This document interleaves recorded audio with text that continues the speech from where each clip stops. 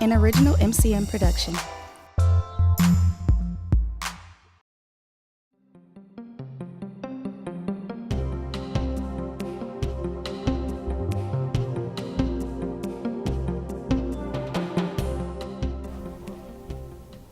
Hello, I am Michelle Bryant, and I am your host for the MATA Community Media 2016 election interview. My guest today is Alderman Russel Stamper, who represents the 15th Aldermanic District. And I guess I should have said Russel Stamper II. That's right. All right. Russell, thank you so much, or Alderman Stamper, thank you so much for joining us today. Appreciate the opportunity. As we give folks an opportunity to get to know who you are, and you already are a current sitting Aldermanic representative, but to give people an opportunity to know who you are, because you are in the midst of a re-election, would you do a little bit, do me a favor and tell me a little bit about your district? Sure. And why you are running to represent the geographical boundaries that make up your district. Thank you, Michelle. First of all, thank you for this opportunity. I appreciate this interview, and I appreciate MATA. You guys have been a long-standing asset for this community, and I'm grateful for this opportunity. So, I am blessed to be able to represent such a great district. I was born and raised literally in this district, and it stretches from, let's see, North Valete, furthest south, all the way to Locust, furthest north, and furthest east and west is 8th Street, all the way to 51st Street. So I have the inner city. You sound like this is home for you. It's home, it's home. Okay. You know, I'm a Sherman Park legend, and my wife and I currently live on Sherman Boulevard between Wright and Meineke. So my district has a lot of assets, has a lot of great people, a lot of community-based organizations, but the strongest strength that we have are our people, our elderly, our community-based organizations and their leaders, and we have a lot of pastors and churches in the district. Well, you know, I'm actually glad you said that, because first of all, let me just kind of go back for a second, because prior to becoming an alderman, county supervisor, That's correct? right. You were a county supervisor. That's right. Did your district kind of pretty much encompass some of this area that you now represent as an alderman? It does. Okay. So I would say Sherman all the way to 51st Street, Okay. and Locust to Lloyd, Washington Park area is the borders where they overlapped. So at this point, you are then pretty well versed on the good, bad, and the ugly about the district. Yes. So let's start with the good. The good. What are the things that are positive about Sure. The strengths 15th? are the people, the residents. We have, I do a lot of reliability on the community-based organizations and different leaders on the different blocks. They all have my personal cell phone, and I always encourage them to call me or to text me with any issues or anything that they want me to know about or want me to participate in. So I want to say the strongest part of the district are the residents. And if I could rate them, I would say the people and then the churches. I have a lot of churches in the district, and I work with them to help clean up the neighborhood and help get people involved. But So what does those the are district look strengths. like in terms of growth? I know, you know, as we talk about development that's happening around the city, Sure. different pockets or segments of the community frequently look at what's happening in other neighborhoods right now. A lot of folks have their eye towards downtown, and they're saying, well, when do we get ours? Right, What's right. happening over here? Excellent question. So what's Excellent question, happening? because I'm huge on economic development. I'm huge on economics. That is my strength as a alderman. So since I've been an alderman, which is half a term, was elected by the great residents of the 15th district in May of 2014. You said half a term. Half a term, 2 years. Whose seat did you take? I took the seat of former alderman and common council president Willie Hines. See, now I just want to mess with you for a second, Sure. because it also takes me back to your time as a county supervisor. And you actually took Chairman Holloway's seat, I didn't you? did. So you're just Chairman- following in huge footsteps, man. Huge. And I'm happy to have their support, and I thank them for all of their tutelage and all their mentorship over these 2 years. Because I can Yeah. call them at the drop of a dime. It's a lot of of weight on them shoulders, though. It is, but they're there to help me. Okay. They're there to help me. So I'm up for the challenge, and I do accept the responsibility. All right, so you're of telling me being the about leader the of community. district. Sure, So things sure. that, in terms of growth, So yeah, what's we're happening? growing in the district. We're up in economic development. I want to say. I just want you to know you look like a fighter just then, you know. So, but that's probably what the district needs. Yeah, So go ahead. Well, I'm fighting for the district every day, and like I said, the key to growth is economic development. Okay. So, and that in turn means jobs, and we are. Well, wait. What's the unemployment like in the district? Any idea? Yeah, or? we have now. Our district is challenged with a high poverty rate. We probably have the highest poverty rates in the city. Okay. You know, 53206 is in my zip code. That is in your district. It is in my district. The I zip mean, code. every indicator that we ever hear people discuss, Yes. 53206 Yes. is that zip code Yes. that is usually used as Yes. the baseline for a lot of negative indicators. Right. So, right. okay, so talk to me a little bit about that. Sure, then. sure. 53206 has its challenges. Okay. And it's with poverty, it's with low performing schools, it's with lack of parenting. It's just a bunch of issues, and that I would say would be the foundation of the problems. But we combat that with community and community-based organization involvement. We use the business community and get them to invest in the inner city. So going back to the economic development question, I'm huge on that. So I would say right now, the 15th district is about third or fourth in economic development since I've been elected. We are up about $45 million in economic development, and that includes the new St. Anne Center. It's in the 53206. That's And 200 jobs right there. The St. Anne Center is? The St. Anne Center is an intergenerational center right on 24th and North Avenue, and currently they have a dental clinic. They're going to have a bank in there. I'm sorry, They're going to go have back. a Dental clinic. A dental clinic. It's a day if they have a services for one of the most elderly. needed services in our community. Yes, Okay, yes. So they're going to have services for youth, have services for adults, have a dental clinic, a health clinic. We're getting a swimming pool. They have a playground, and they're going to have a track. All and of a this brand at this new location on band shell 24th right and North in the middle Avenue. of the city. This Right is in the middle of the city. amazing. It's So amazing. where are you along in that process in terms of the project completion? Excellent question. Phase one is done, and that is the development of the project, and they have started the services for the elderly and the services for the youth. So right now in phase two, they're in the second floor of the building, and they're building the dental clinic and the health clinic up there. So let me just ask the question because Sure. we, kind of touched on jobs. Yeah.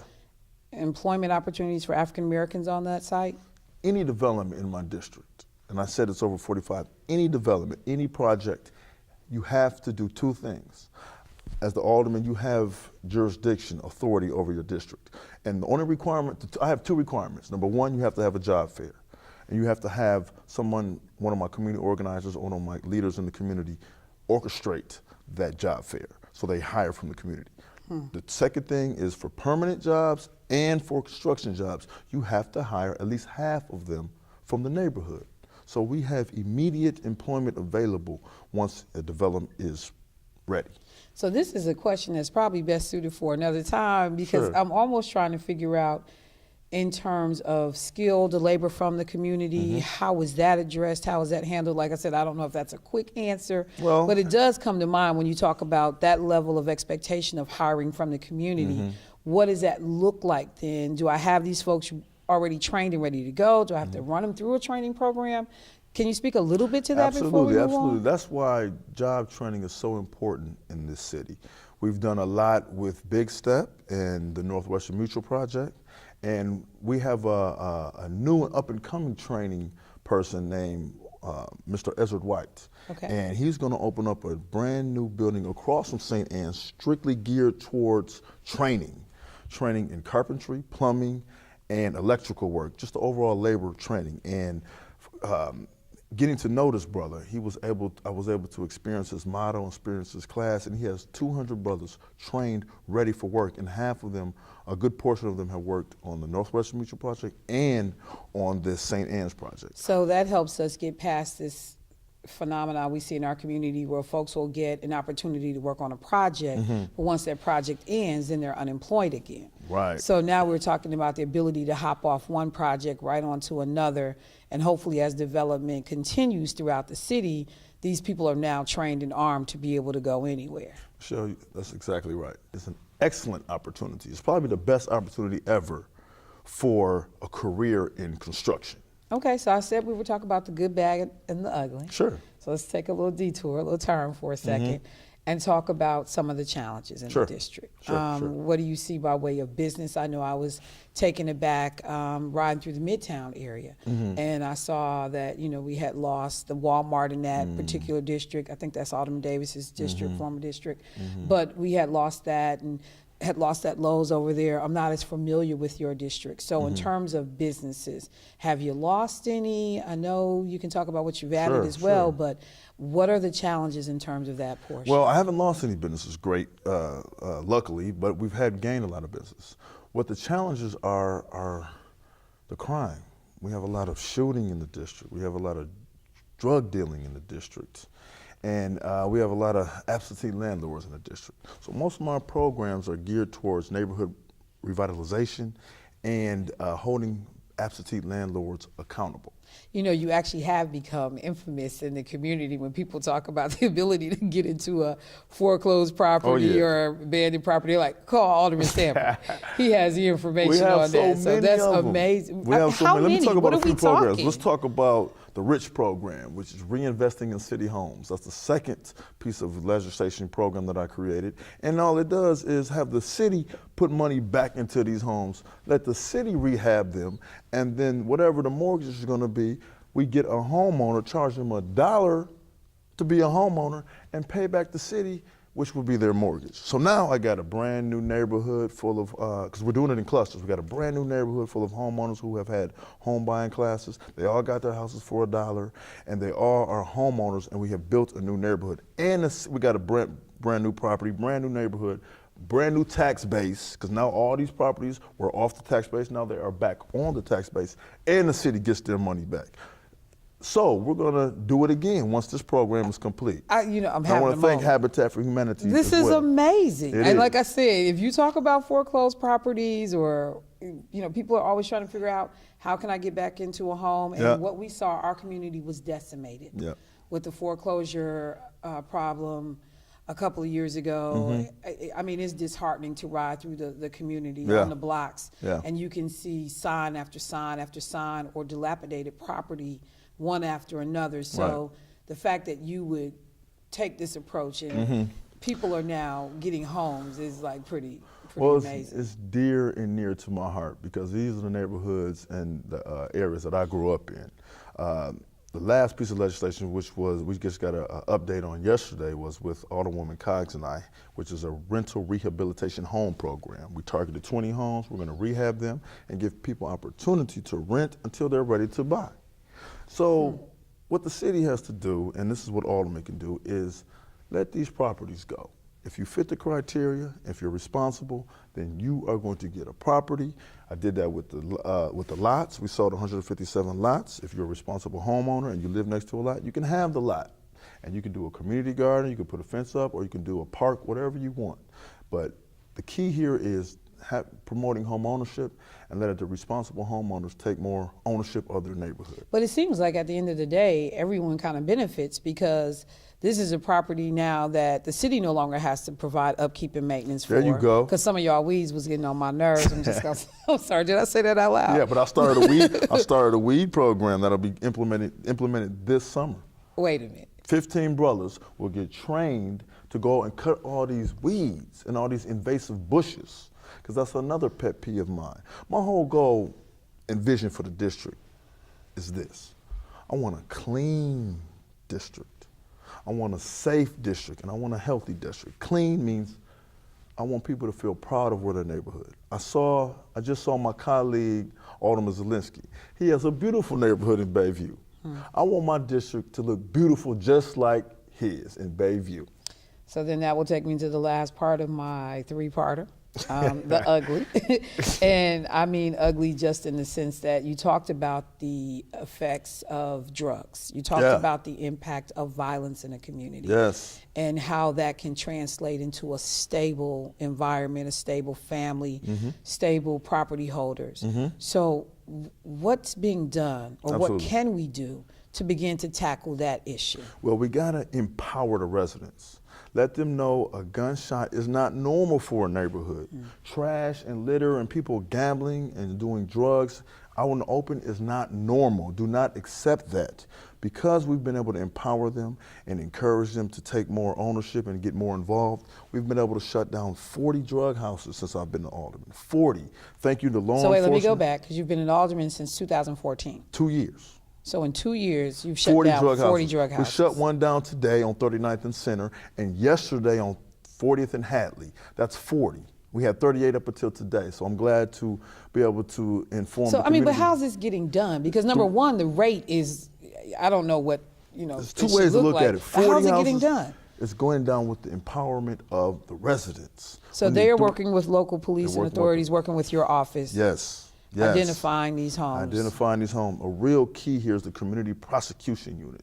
They do an excellent job in surveying these homes and giving the landlord an opportunity to either shut this house down or be reprimanded. Now, your district police station is District 3. Okay, yes, all right. Yes, District and so, 3. and I want to say too, again, another district that has a very good reputation of being community responsive and engaged. You know, you don't often get opportunities to shout out the police, unfortunately, but this is one time where you have to give a nod we have to. The leadership at District 3 and what's happening over there. Yes, and I'm always going to give credit to the police department, especially the ones who take their job seriously and do protect and serve and have performed themselves and conduct themselves in a professional manner. Yes, there's a few bad apples, and those need to be held accountable to the fullest, but I'm also give credit to the police department who do good in my district, because I count on them and I text them and I call them on a daily basis. So then the last part, just rounding this out, what do you need to make the district better? I need money. I need to involve Sorry, residents. you just want to do something a little simpler than that. Because it seems like you can't get money to do anything. Well, where you get money all of this from? is done with money and resources and the collaboration of my colleagues at the council, residents who care about the neighborhood, the leadership of me, and the community-based organizations. That's how we've been able to transform this district positively, and it's just getting started. We are on our way to have the most prosperous district economically, socially, and just a friendly environment for us all to live, play, and do well in. And I'm just blessed to be able to represent a district that I actually grew up in. Well, you know, I was kind of getting to that because you do have an opponent in your race. Yeah. And in fact, I think almost all of your colleagues, except maybe one, has an opponent this time out. Except Alderman Bowe. Lucky, lucky dog. Well, so then, you know, it really becomes about people looking at folks' record and deciding why I should go with this candidate versus another. Yes. Why should people reelect you, Alderman Stamper? Well, I'm confident in my resume as an alderman. Number one, I am from the district. I'm in the community, I'm from the community, I'm for this community. Number two, my focus has been on getting people work, improving the district economically, and cleaning it up. Our district needs a massive cleanup, and my focus has been on cleaning up the district. We got intensive sweeps happening on a regular basis. We have inspectors called.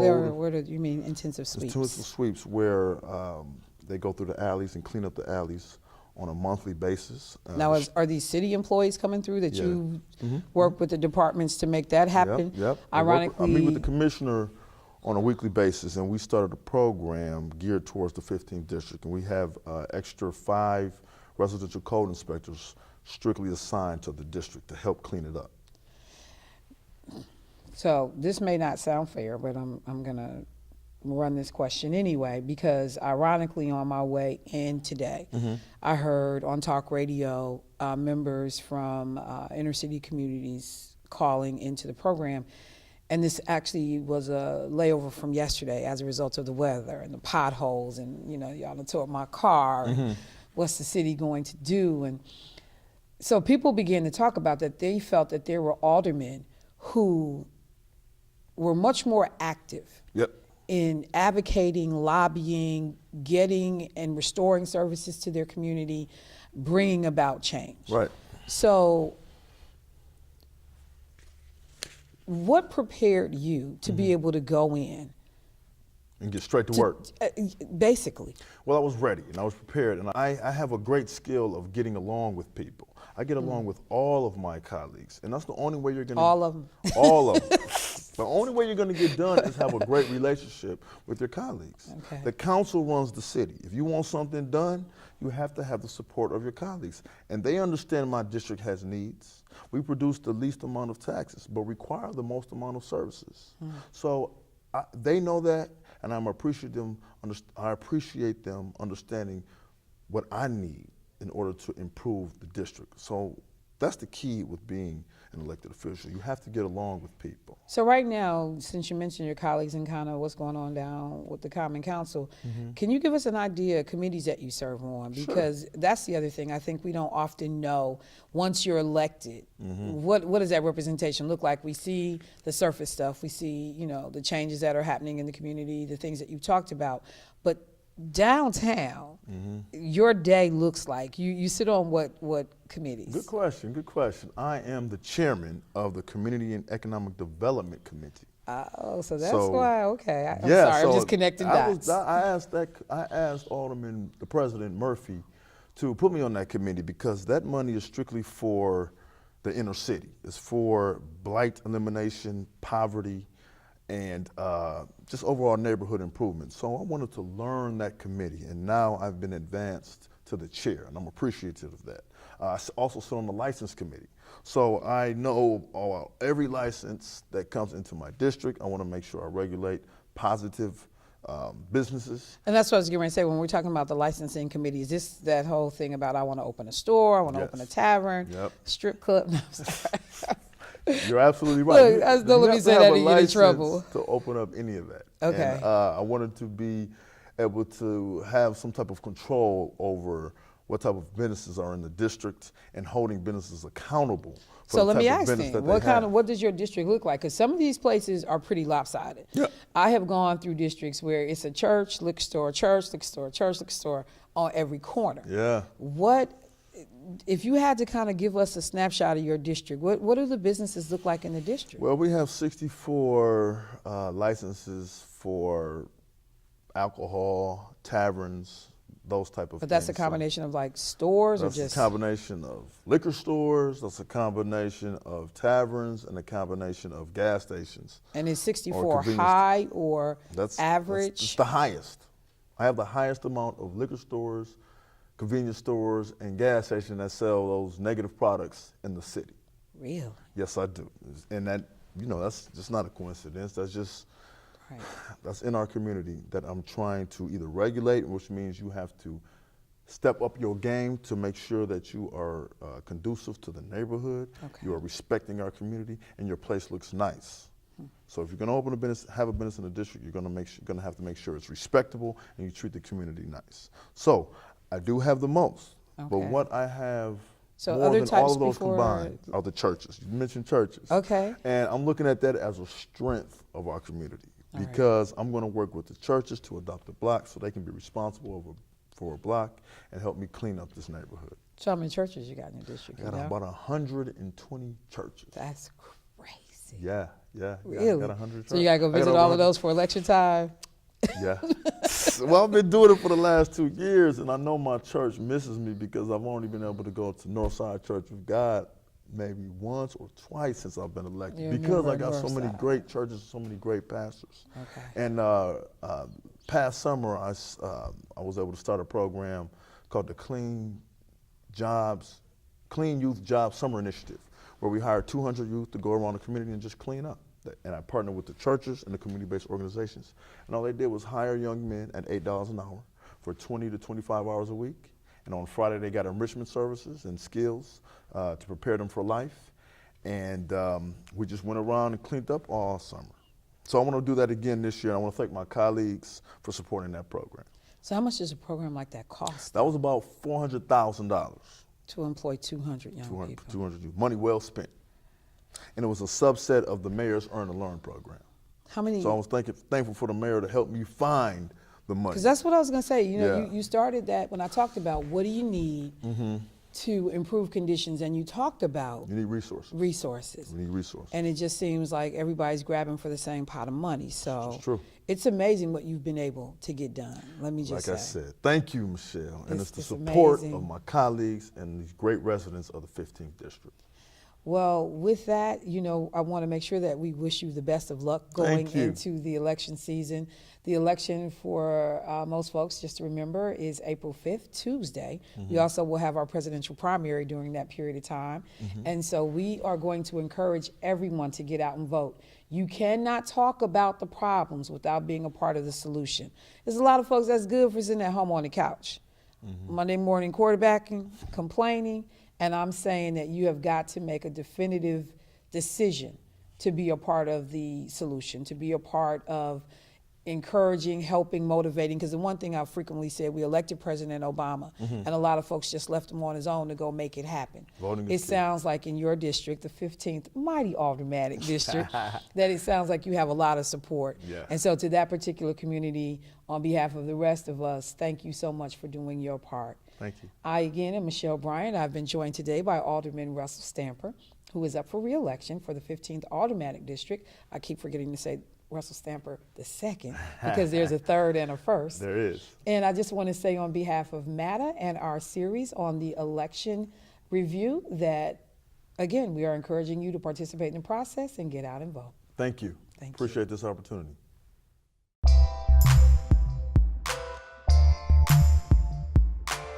An MCM production.